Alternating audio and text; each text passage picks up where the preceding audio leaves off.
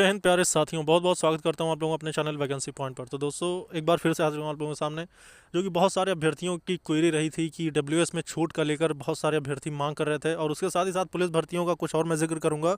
और इसलिए मैं जिक्र करूंगा दोस्तों क्योंकि पुलिस भर्ती से रिलेटेड जो भी जितनी भी जानकारियाँ हैं वो मैं हर एक वीडियो में जो भी अपडेट आई रहती है मैं शेयर करता रहता हूं। तो इसलिए वीडियो को देखा करिए और ज़्यादा से ज़्यादा लाइक भी किया करिए, क्योंकि आपसे रिलेटेड यानी आपके ख़ास कर जो भी चीज़ें आपकी क्वेरी रहती हैं और जिसमें आपके काम की बातें रहती हैं वो सारी की सारी चीज़ें आपको पता है मैं पुलिस भर्ती का से रिलेटेड जितनी भी जानकारियाँ होती है फ़िलहाल तो मैं अपने चैनल पर शेयर करता ही हूँ।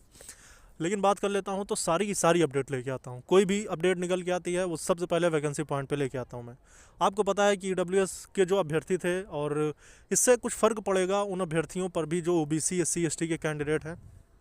तो क्या फ़र्क पड़ेगा उसको भी मैं आपको बता रहा हूँ। लेकिन ये अब क्योंकि ये अपने आप में एक बहुत बड़ी बात है दोस्तों, ईडब्ल्यूएस पे अगर आरक्षण मिला तो इसमें सारे के सारे जनरल कैंडिडेट होंगे और इनकी जो सीटें भी निर्धारित की जाती हैं। और ऐसी सीटें जब इनके लिए निर्धारित कर दी जाती हैं तो उसमें अदर कैटेगरी वाला कोई भी कैंडिडेट इसमें फ़ाइट नहीं करता।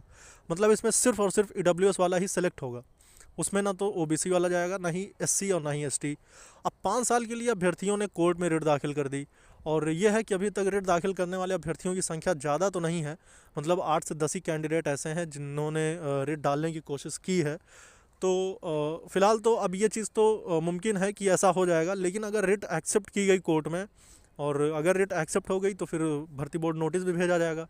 और फिर ये भी चीज़ हो जाएगा कि अभी तो निविदाएं आमंत्रित करने के लिए नई भर्ती का लेकर देखा था आपने किस तरह से भर्ती बोर्ड ने अपने ऑफिशियल साइट पर नोटिस जारी कर दिया है। लेकिन अगर ये चीज़ें कोर्ट में लंबित हो गया तो फिर ऐसे में थोड़ा बहुत फ़र्क भर्ती पर पड़ सकता है जब तक ये चीज़ फिर क्लियर नहीं हो जाती, क्योंकि ये आरक्षण है। और इसके तहत अगर आपने देखा किस तरह से राजस्थान में भी इस चीज़ को एक्सेप्ट कर लिया गया है और भी स्टेट्स हैं जिन्होंने ईडब्ल्यूएस के लिए 5 साल की छूट निर्धारित कर दिया है। तो ऐसे में आपको ये चीज़ देखना होगा। और अब जहाँ तक अनुमान अभी तक ये लगाया जा रहा है कि इसमें कुछ ना कुछ हो सकता है, क्योंकि अदर स्टेट्स जो कि राजस्थान हो गया और भी बड़ी स्टेट्स हैं तो उन लोगों ने इस पर फैसला सुनाया है और 5 साल की छूट दे दी है।